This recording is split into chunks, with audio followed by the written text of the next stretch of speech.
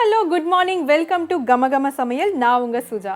இன்னைக்கு நம்ம பார்க்க போற சூப்பரான டிஷ்க்கு பேர் என்ன அப்படினு பாத்தீங்கன்னா கீன்வா பொங்கல். இது செய்யிறதுக்கு என்னெல்லாம் வேணும் அப்படினு பார்த்துட்டு வரலாம். ஊற வைத்த கீன்வா 1 கப், ஊற வைத்த சிறுபருப்பு 1/2 கப், மிளகு 1 டீஸ்பூன், நெய் 1 டீஸ்பூன், கறிவேப்பிலை சிறிதளவு, உப்பு தேவையான அளவு, எண்ணெய் 1 டேபிள்ஸ்பூன், சீரகம் 1/2 டீஸ்பூன், இஞ்சி துருவல் சிறிதளவு. கீன்வா பொங்கல் செய்யறதுக்கு என்னெல்லாம் வேணும் அப்படின்னு பார்த்தாச்சு. இப்போ எப்படி பண்ணலாம் அப்படின்னு பார்ப்போம். கீன்வா அப்படின்னா என்ன அப்படின்னு பார்த்தீங்கன்னா நம்ம வந்து ரொம்ப பாரம்பரியமாக கேழ்வரகு திணை இதெல்லாம் வந்து நம்மளோட பாரம்பரிய உணவு நம்ம எல்லாருக்கும் தெரியும்.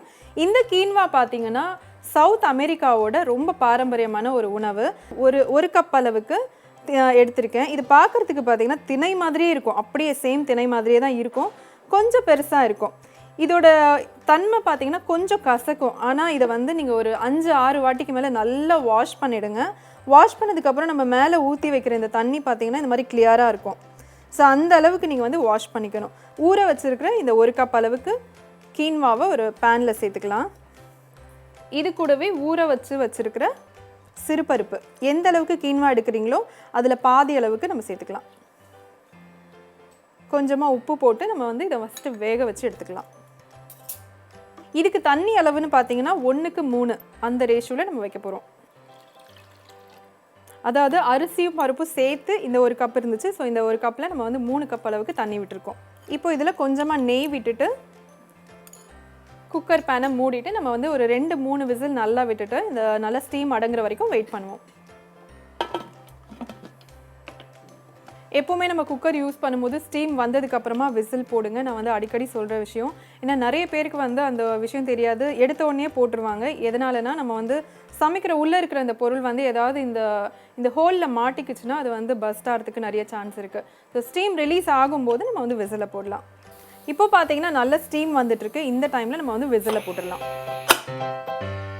இப்போ ஒரு 3 விசில் வந்துருச்சு. நம்ம அடுப்பை ஆஃப் பண்ணிடலாம். ஸ்டீம் அடங்குற வரைக்கும் வெயிட் பண்ணுவோம். இப்போ ஸ்டீம் அடங்கிருச்சு, நம்ம எடுத்துடலாம். நம்ம சேர்த்த கீன்வாவும் பருப்பும் சேர்ந்து நல்லா வெந்துருச்சு. இது இப்போ பார்க்குறதுக்கு உங்களுக்கு கொஞ்சம் தண்ணியாக இருக்க மாதிரி இருக்கும். கொஞ்சம் ஆறுறதுக்கு அந்த கன்சிஸ்டன்சி வந்து உங்களுக்கு கொஞ்சம் கட்டியாகும். ஸோ இப்போது இதை வந்து தாளிச்சிடலாம். வழக்கமாக நம்ம வந்து பொங்கலுக்கு எப்படி தாளிப்போமோ அதே மாதிரி தான். கொஞ்சமாக எண்ணெய் விட்டுக்கலாம், கொஞ்சம் நெய். இப்போது இதில் மிளகு சேர்த்துக்கலாம், சீரகம், கருவேப்பிலை, ஃபைனாக சாப் பண்ணி வச்ச இஞ்சி. ஸோ இப்போ அடுப்பை ஆஃப் பண்ணியாச்சு.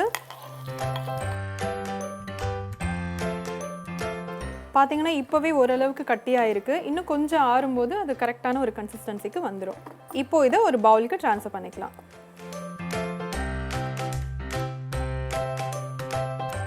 கீன்வா பொங்கல் சூப்பர் ஹெல்தியான ஒரு பொங்கல் பார்த்துருக்கோம். கண்டிப்பாக உங்கள் எல்லாருக்கும் பிடிச்சிருக்கும். ட்ரை பண்ணி பாருங்கள்.